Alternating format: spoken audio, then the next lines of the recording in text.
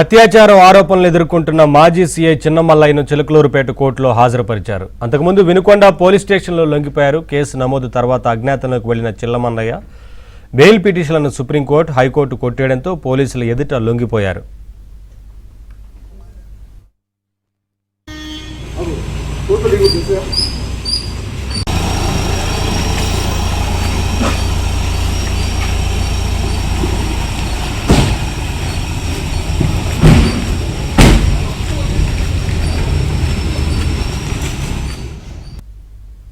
Updates మా correspondent Sambasivarao అందిస్తారు. సాంబశివరావు, చిన్నమల్లయ్యను కోర్టులో హాజరుపరిచినట్టు తెలుస్తా ఉంది. ఏంటి అప్డేట్స్?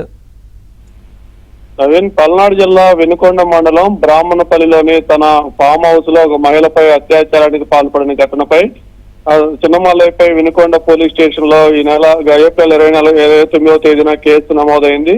తనపై కేసు నమోదైన తర్వాత సీఐ హోదాలో ఉన్న చిన్నమల్లయ్య పోలీసు విచారణకు సహకరించకుండా పరారీ అజ్ఞాతంలో ఉండి హైకోర్టు, సుప్రీంకోర్టులో కూడా ముందస్తు బెయిల్ పిటిషన్ కి అయితే దాఖలు చేశారు. అయితే హైకోర్టు, సుప్రీంకోర్టు రెండు చోట్ల కూడా ముందస్తు బెయిల్ పిటిషన్ కొట్టివేసిన నేపథ్యంలో తప్పనిసరి పరిస్థితుల్లో ఈ రోజు తెల్లవారుజామున 5 గంటల సమయంలో వినుకొండ పట్టణ పోలీస్ స్టేషన్ లో చిన్నమల్లయ్య లొంగిపోయిన పరిస్థితి అయితే ఉంది. అయితే నెల రోజులు పైగా విధులకు దూరంగా ఉండి కేసు నమోదైన తర్వాత కూడా పోలీసు విచారణకు సహకరించకుండా పరారీలో ఉన్న చిన్నమల్లయ్యపై శాఖాపరమైన విచారణకు ఆదేశించగా ఒక ఫామ్ హౌస్ లో అత్యాచార ఘటనతో పాటు చాలా మంది మహిళలను వినుకొండ గత వైసీపీ ప్రభుత్వంలో వినుకొండ సీఏగా పనిచేసిన సమయంలో అదే ఫామ్ హౌస్ లో చాలా మంది మహిళలను పోలీస్ స్టేషన్ కి వచ్చిన మహిళలను ఫామ్ హౌస్ కు తీసుకెళ్లి అత్యాచారాలకు పాల్పడ్డారని విచారణలో వెల్లడైన నేపథ్యంలో అతన్ని సర్వీస్ నుంచి తొలగిస్తూ గుంటూరు రేంజ్ ఐజీ త్రిపాఠి అయితే ఉత్తర్వులు అయితే జారీ చేశారు. ఈ నేపథ్యంలో తప్పనిసరి పరిస్థితులు ఈ రోజు ఉదయం 5 గంటలకు